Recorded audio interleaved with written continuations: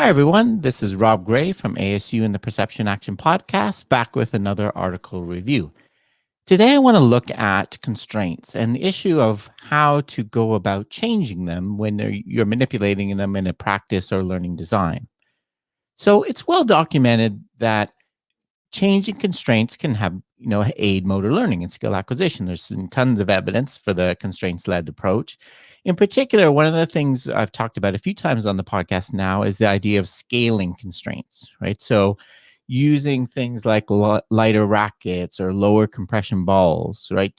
So those are task constraints, the racket size and ball size. By scaling them down, it can help a new learner get proficient at a task as opposed to using task decomposition. So there's lots of work showing that. And using small-sided games, there's tons of ways that we use constraints and scale them.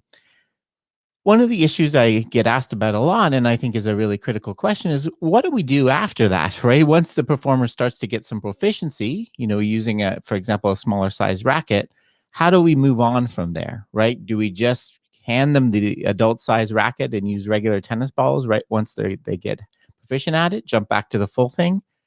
Do we let the performer decide when they should change to a different constraint?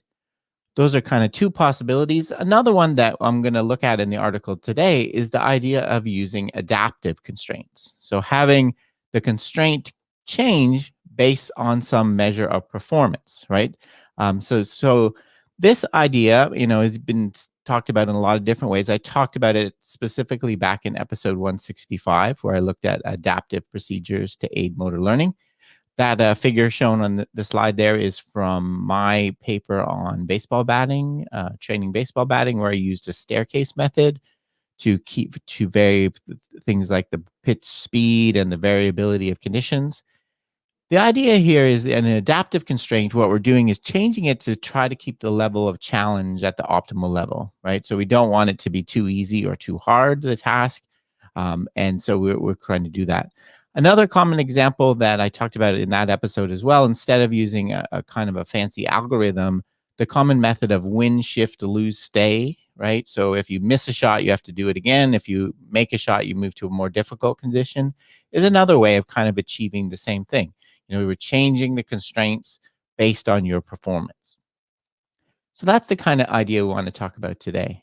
And to look at this, I want to talk about this study. This was a conference paper I found looking at changing the shape of the tools a user is learning, using when they're learning a task, and whether this can help motor learning. Okay, so this was a topic on embedded and embodied interaction from this conference.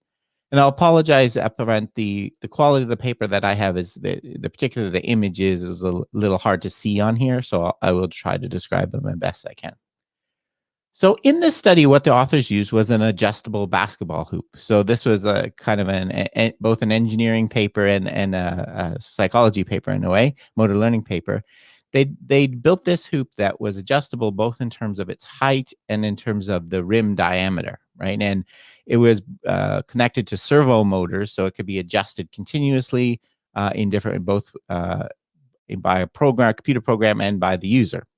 And you can adjust it continually between a height about 5'10" to 8'10", and the hoop diameter from about 20 to 40 centimeters, where the ball sizes in basketball is 15 centimeters, right? So we can do this, kind of create these different constraints. So these are the hoop size and the hoop height are obviously task constraints in basketball, and we can change them in different ways using this interesting device.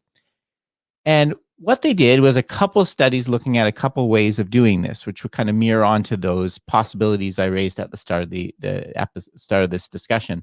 So they took 12 participants with minimal basketball experience, and they used the within subjects training design, which was counterbalance. So 6 people did the one type of training, the static training first, and 6 people did the adaptive training first.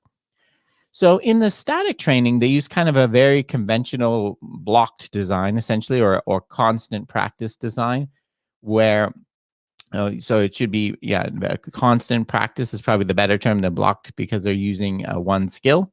So they used the static training condition. They did 40 free throws at the lowest difficulty setting, so that would be the widest hoop at the lowest height, And then they did the second half at the highest difficulty setting, the highest height and the smallest width, right? So kind of very standard training design.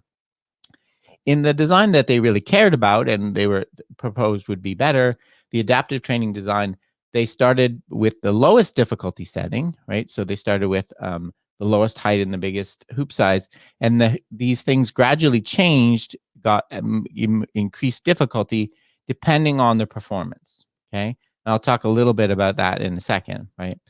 And before and after they did these things, this training, which was total of 80 shots for both groups, they did 20 shot pre and post tests, right? So they did before and after both types of training. So that's what is going to be used as the measure.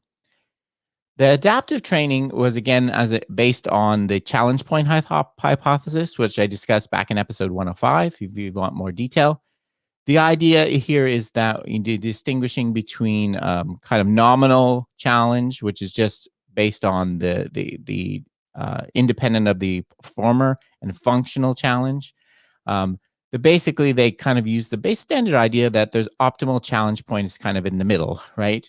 And in basically, like I get asked lots of times, what is the optimal amount of success people should be having in your tasks? About 70 to 80 usually is what we aim for.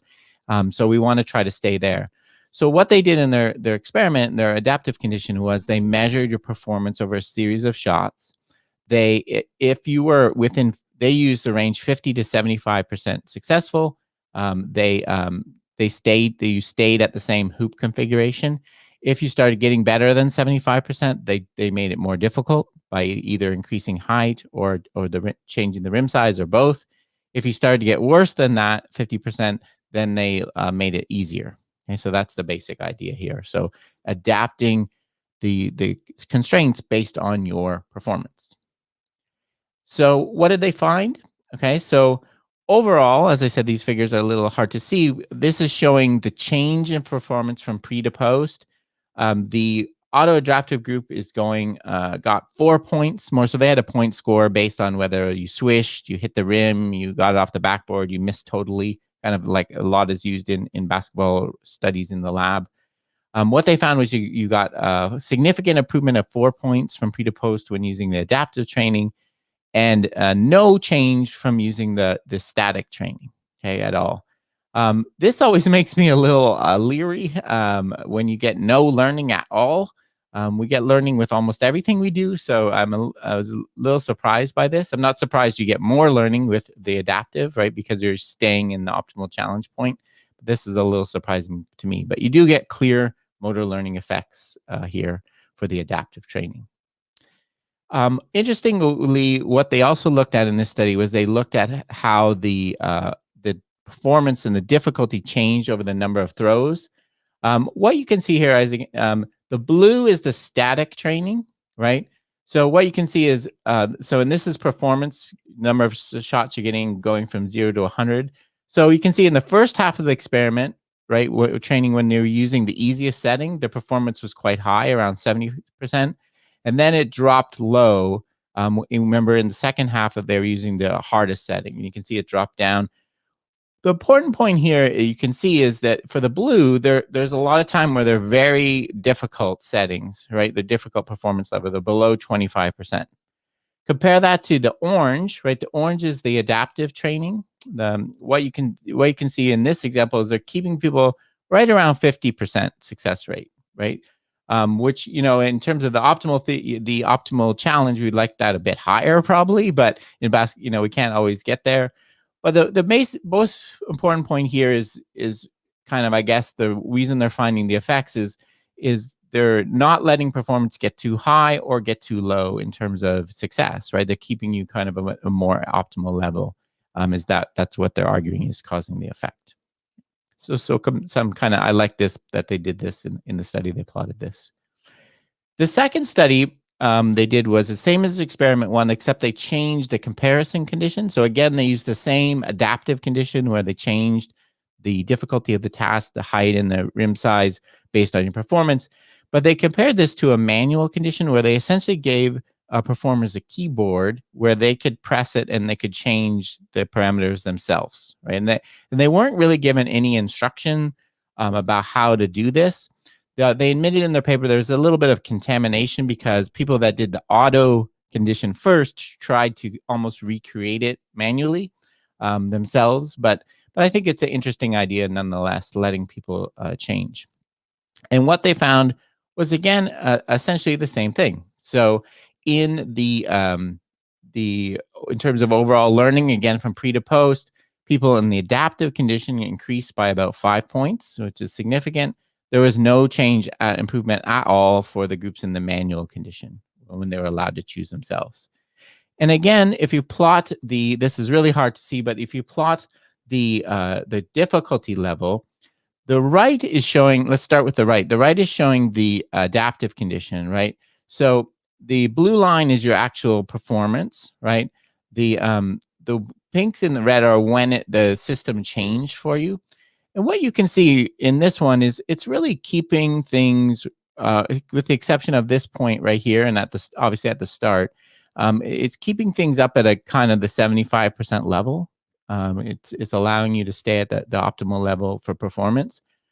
Contrast this with a manual condition where people were doing that themselves, right? They're spending a huge amount of time way up here, then down, way down to really bad performance. So they're not doing a good job at keeping themselves around the optimal level when they do it themselves. Is the basic thing that you can see in the pattern, and that's what the authors claim is the resulting in the difference in overall motor learning, right?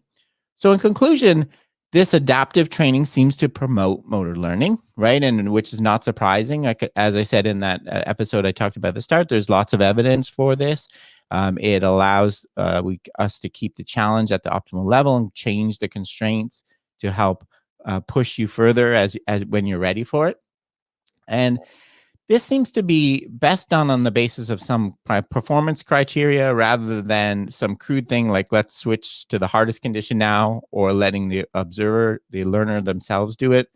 Learners don't, I've talked about this on the podcast before as well. Learners don't seem to have a good intuition about what's good for them in training sometimes, right? We emphasize co-adaptive training a lot in ecological approach where the user gives their input, but it's still, you need a coach or a system like this to sometimes go above them because they're not always going to have a good intuition about where they should be in terms of task difficulty, right? Where they should be practicing. There's lots of evidence showing that, going back to the work of people like Janet Starks, looking at people's practice diaries, spending tons of time training in things they're already good at, for example.